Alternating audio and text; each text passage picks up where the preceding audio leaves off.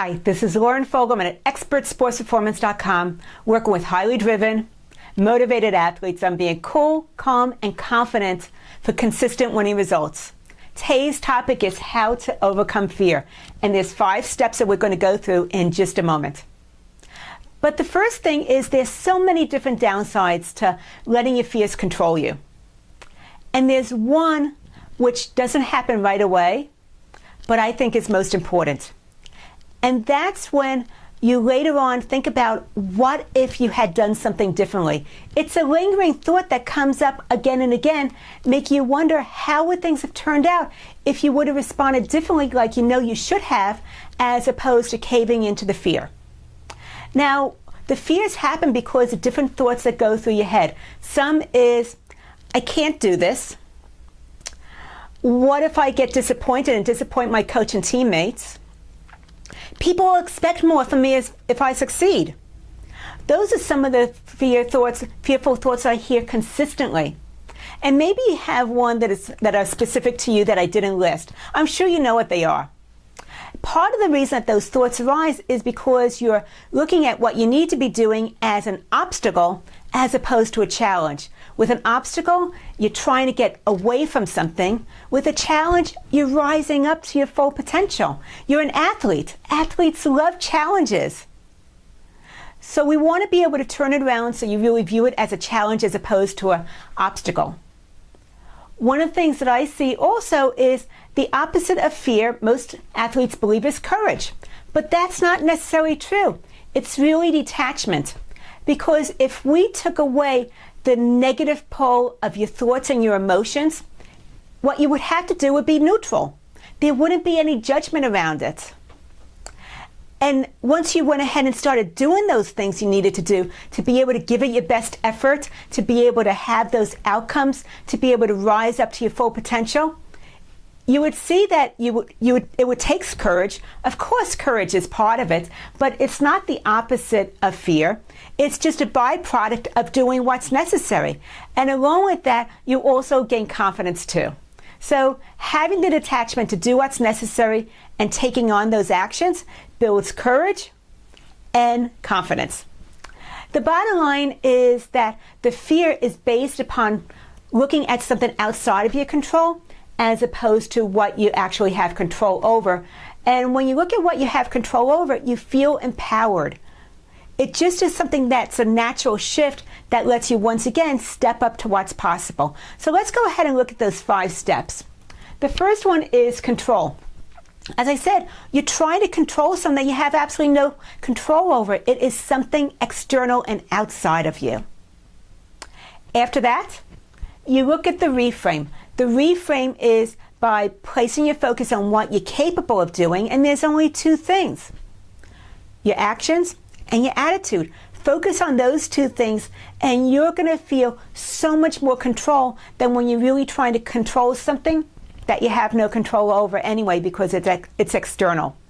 After that is upset. What that means is to upset the pattern.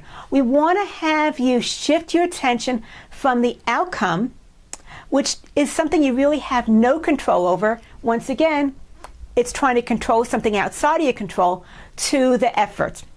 Because you have a lot of control over how much effort you do or you don't put into something. So let's go ahead and do a pattern upset by looking at focusing on the effort as opposed to the numbers. The numbers, they end up being right here, the spin.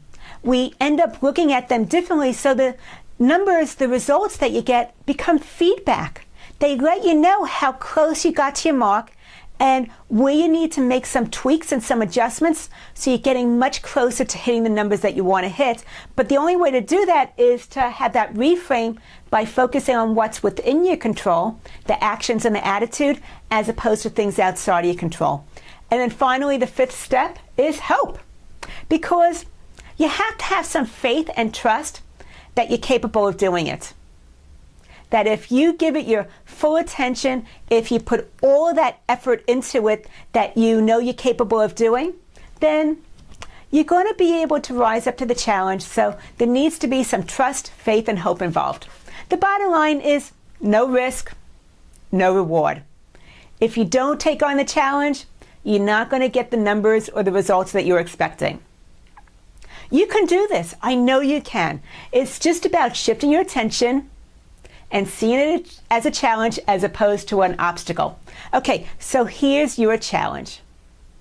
Where do you find yourself holding back? What is it that you know you ought to be doing, but you're spending a lot of energy doing busy work and avoiding what's really going to help you hit your numbers? When you think about that action that you ought to be doing and that you want to do because you know that there's going to be some great things coming out of it, what are the thoughts and the emotions that arise for you? That's great information to look at. That's telling you where your fears are coming from, what you're trying to control that's outside of your control. So let's go ahead and just focus on, if you were to do this particular thing, what are the different steps you would be taking?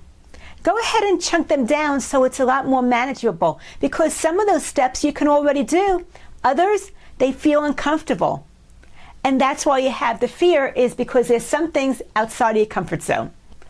And then the bottom line is, let's focus on the effort and progress as opposed to the numbers, because the numbers are judgment. Either you're good or you're bad. Either you're doing it or not doing it. Black and white thinking like that doesn't help you rise up to your potential and really make those shifts towards what's possible. So the focus really needs to be on effort and progress as opposed to the numbers.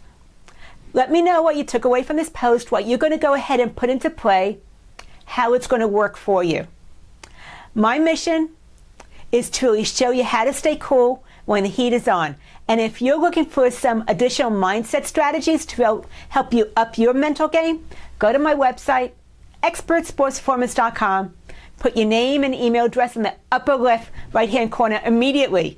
You get the first of the video training series. Go ahead and post a comment. Get the additional videos at my website, expertsportsperformance.com. I look forward to hearing from you. Once again, showing you how to stay cool when the heat is on. Lauren Fogelman, expertsportsperformance.com.